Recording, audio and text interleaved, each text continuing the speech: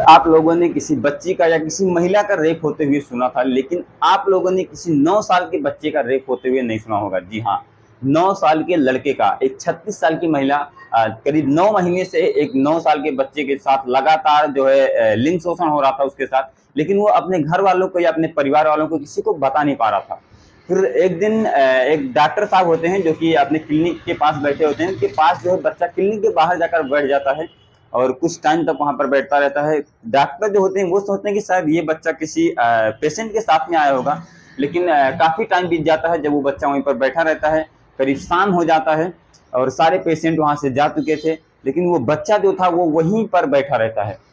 फिर वो डॉक्टर साहब आते हैं उस बच्चे के पास और पूछते हैं कि आखिर तुम्हें क्या हुआ है, तुम यहाँ पर इस तरीके से क्यों बैठे हो। फिर जो बच्चा बताता है शायद आपके पैरों तले जमीन खिसक जाएगी। आप सभी को आज की जो सच्ची घटना सुनाने जा रहा हूँ, ये सच्ची घटना है केरल की। केरल का एक छोटा सा जिला है कुर्मल।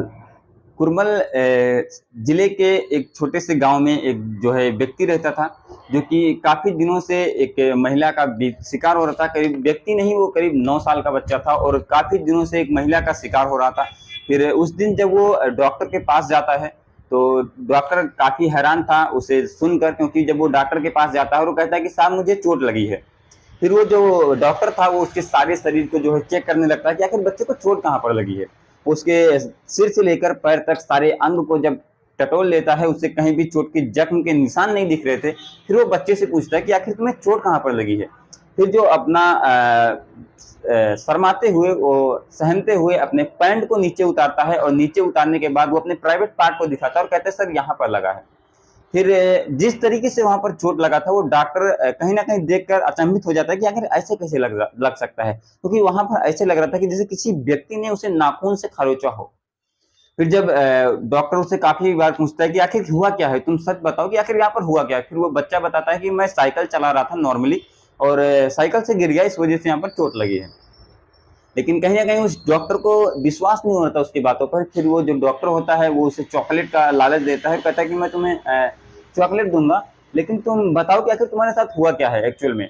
फिर वो बच्चा जो है बताता है, कहता है कि आप मैं बता दूंगा आपको, लेकिन आप किसी को ये बात बताओगे नहीं। फिर वो डॉक्टर कहता है कि हाँ ठीक है, मैं किसी को नहीं बताऊंगा।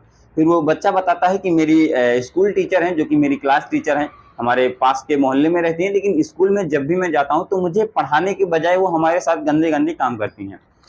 यानी कि उस बच्चे के साथ हर दिन संबंध बना रही थी, जबकि वो बच्चा जो था वो कैंसर पीड़ित था। उसके परिवार वाले जो थे वो बस यही दिन गिन रहे थे, उस बच्चे को लाड प्यार से पाल रहे थे कि पता नहीं कब इस बच्चे की आखिरी दिन आ जाए, क्योंकि वो जो बच्चा था वो कैंसर पीड़ित था और कहीं ना कहीं उस बच्चे की स्वास्थ्य पर भी बहुत ज्यादा इफेक्ट पड़ रहा था। लेकिन घर वाले ये सोचकर उसे वहीं पर छोड़ दे रहे थे कि शायद बच्चा जो है वो कैंसर पीड़ित है, इस वजह से हो सकता है कि इसकी स्वास्थ्य में दिन ब दिन जो है गिरावट आ रही है।